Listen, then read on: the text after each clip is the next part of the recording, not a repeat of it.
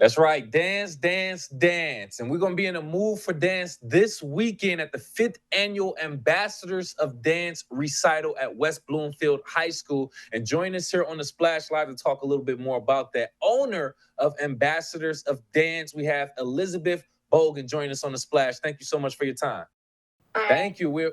Thank you so much. We appreciate your time. Yeah, so we're talking about this event, this annual dance recital that'll be happening at West Bloomfield June 1st, Saturday. Can you give us more details, please?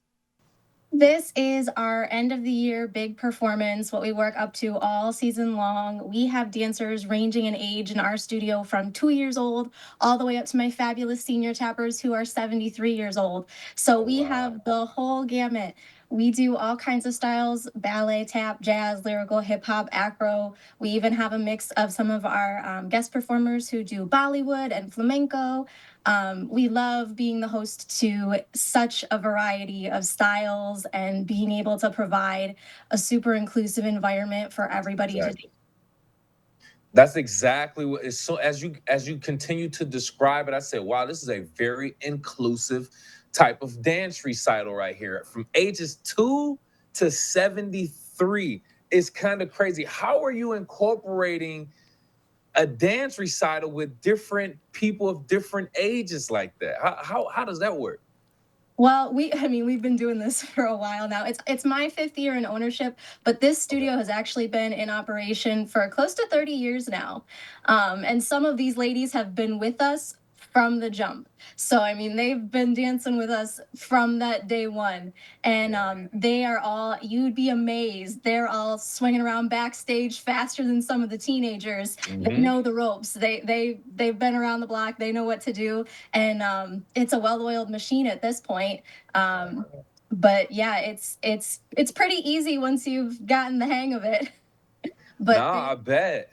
they Yeah. they're great. They're super encouraging to all the younger dancers, and it's really cool Mhm. for some of the younger dancers and families to see, like, hey, it doesn't have to stop once you graduate high school. It doesn't have to stop once you hit this milestone. You can always Right. dance. You can always incorporate it into your life. And for some people, this is their gym. This is their workout. This is how they stay healthy and Hmm. active. Hmm. This is how they keep their bodies moving and stay young.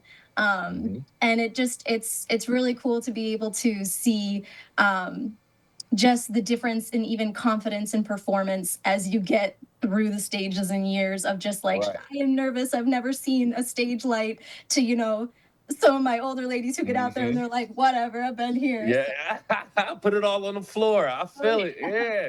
Oh my goodness. I know, especially with you watching them grow. I know that has to be great to see. But you made some great points. The fact that even though high school is over and you're not on the high school dance team anymore, and you may not see what your future is in dance beyond that, this is one of those outlets. This is where you can get your exercise. This is where you can have your social group of people with like-minded type of activities and things of that nature. So I 100% love to see stuff like this because this is needed for people who don't necessarily find careers in dance beyond traditional education. Join us here on the Splash Live, Elizabeth Boggon, owner of Ambassadors of Dance, talking about the fifth annual Ambassadors of Dance recital at the West Bloomfield High School, Saturday, June 1st, 1:30 p.m. So can you just essentially just talk about the growth of some of your dancers? I know we spoke on it before, but have you watched any of your specific dancers like grow from that day one to where they are specifically where they will be this weekend? And you just talk about it a little bit. Absolutely, yes. That's my favorite part of the job. I Mhm. jokingly say, I have 3 kids, but I have 100 babies, because all of my Mm. dancers become this like family, and it's really something special because I have a class right now of graduating seniors who I've had them since they were, this big, and they're coming up through high school, and I've got alumni dancers who come back to help out with the shows that are dancing in college and working towards Broadway and different, costume design, different career goals in that. And it's so cool to see the impact that you have. And I think that's one of the things that's so important too, as like a dance Mhm. educator and everything, is to remember that you always got these little eyes on you. And That's a good point. you're such a big part of their life, even if you don't always realize it, because sometimes it can feel like that 30-minute class a day is just that 30-minute class a day, it's the job. But that 30-minute class a day can mean the world to a kid coming in, because that's their safe space, that's their home for 30 minutes of, this is where I get to be me and express myself.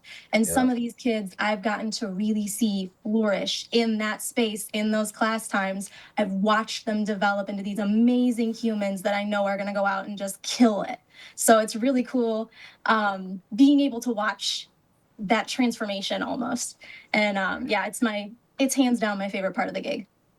Nice. Thank you for explaining that. Like I said, I know it's a very rewarding experience to see that, because we don't see too much even of creative arts in schools as we used to before either. So I love that they have this opportunity.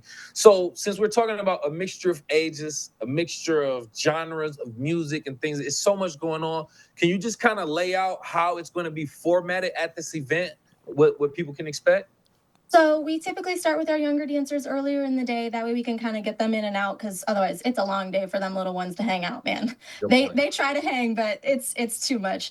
So we'll see our younger dancers perform first earlier in the Mhm. evening, and then as the evening progresses on, you'll get to see more of our advanced dancers, which again is really cool, because you get to literally during the Right. performance see the progression of, this is where it starts to this is how it builds and how you can kind of end. Hmm. And as for the styles, we mix it up. That way, there's like a blend. The entire evening is just mixing up the different genres and different styles. So it's not like we do Oh, like, here's all the ballet, here's all the tap. It's all right. blended the show. That way, we kind of get a variety as you're going through it. Nice. Interesting. Interesting. So, in order to keep this type of thing going, we obviously need support from the community, right? Which is what we're doing here on the Splash Civic Center TV, getting the word out to the community. But what other ways can the community help support ambassadors of dance? I mean, if you're interested in coming to take a class, I always offer free trials. You never know if you're going to fall in love with something.